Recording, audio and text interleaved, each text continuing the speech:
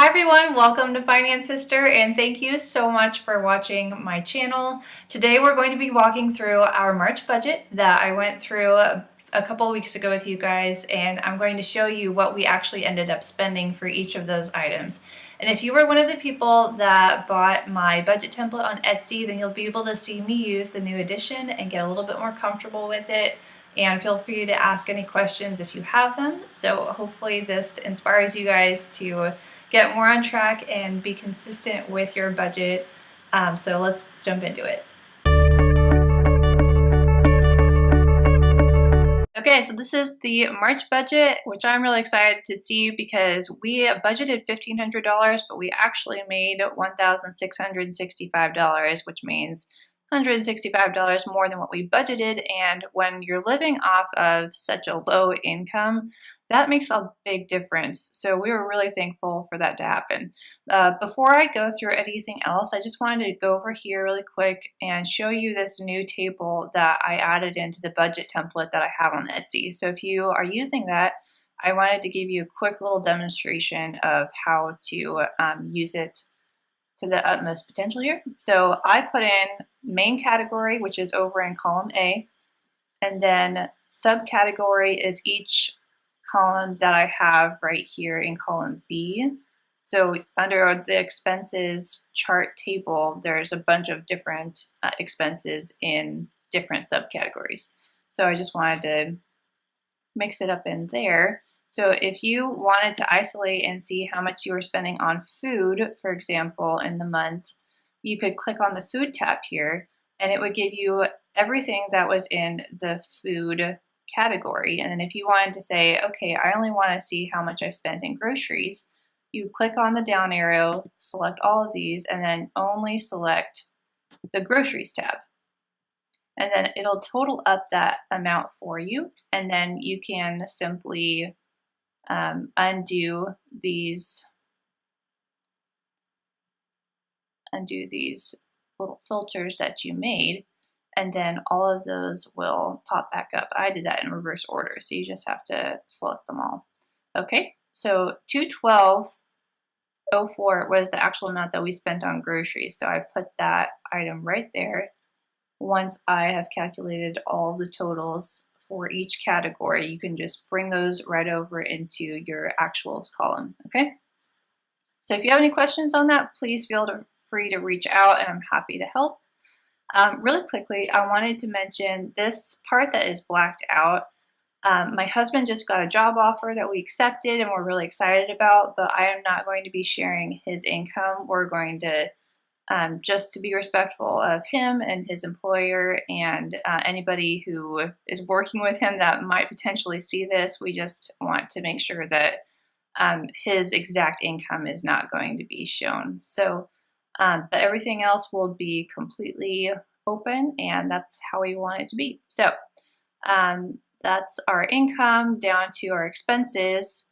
We ended up being able to tithe a little bit more because we made more. So that was a $22 difference. So when you put in these numbers, say if it was $112, it'll automatically calculate that for you. So you don't need to adjust any of these formulas that are in here. But if you want to for some reason, then just let me know and I can help with that too.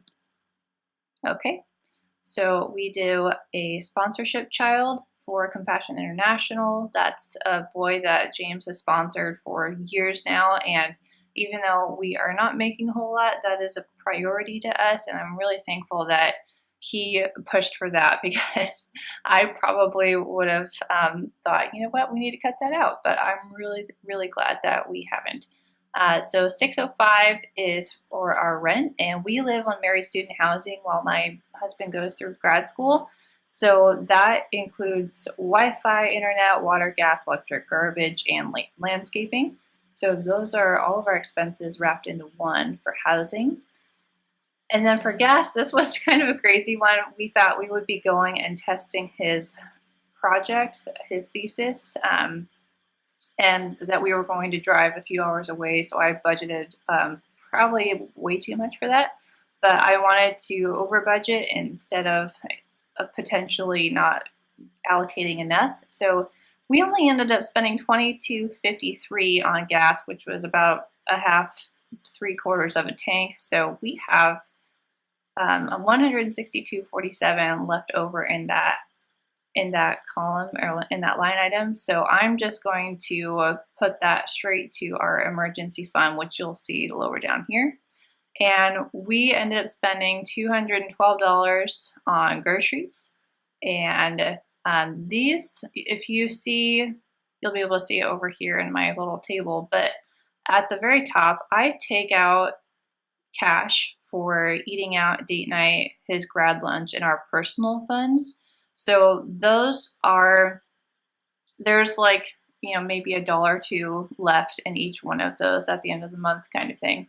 But I just allocate it as completely gone and out of the budget at that point.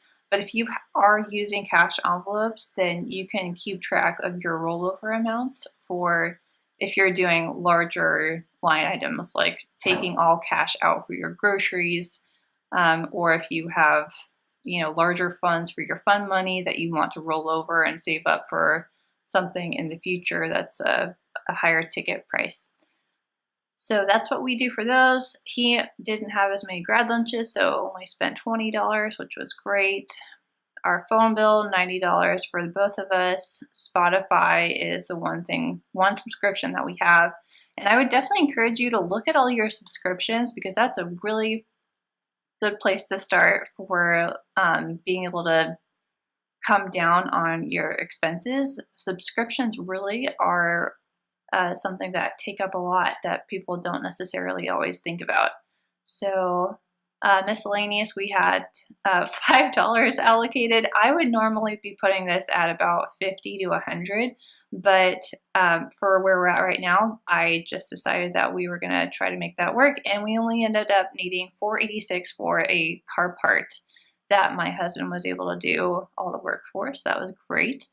And so his thesis expense, if you saw my first budget, we actually, I was planning on just taking that out of our emergency fund savings because we were going to be $70 over budget with this, but we ended up making more and he ended up spending more on that. So it worked out really well. But I was kind of just going to treat that as a school expense that I was hoping we might be able to get reimbursed for, but I don't think that's going to be happening. So I put that up into this lifestyle column instead. So we ended up spending overall $105.15 less than what we originally had budgeted for. Okay. And if you're curious, these percentages over here in this column are for the numbers that we budgeted for, not the actuals. So that's going to fluctuate a little bit. Down here, we have all of James' student loans in deferment right now because he is a student, and we are just paying on mine at the moment. So we put $79.62 towards debt. And we are on pause, and very soon we'll be able to start our debt snowball again, starting paying off all of our smallest loans towards the biggest and doing that very, very quickly. So I'm really excited for that. And as you'll be able to see right here, the extra, it ended up being $200 difference of money that we actually ended up saving and not spending. So instead of, I basically just balanced out the $70 that I hadn't allocated that we would actually make. So I put $200 towards savings and then left the difference of $70 for being able to cancel out the deficit that I thought we were going to have. So our that's our monthly budget walkthrough. So thanks for watching, and I hope you got a lot out of that video. Please subscribe if you would like to see future videos and get updates exactly when they're posted. I try to post at least once a week on Tuesdays for right now, but that could be changing here pretty quickly. So please subscribe and tell anybody else that you think might be interested in this information, and I hope you guys have an awesome week.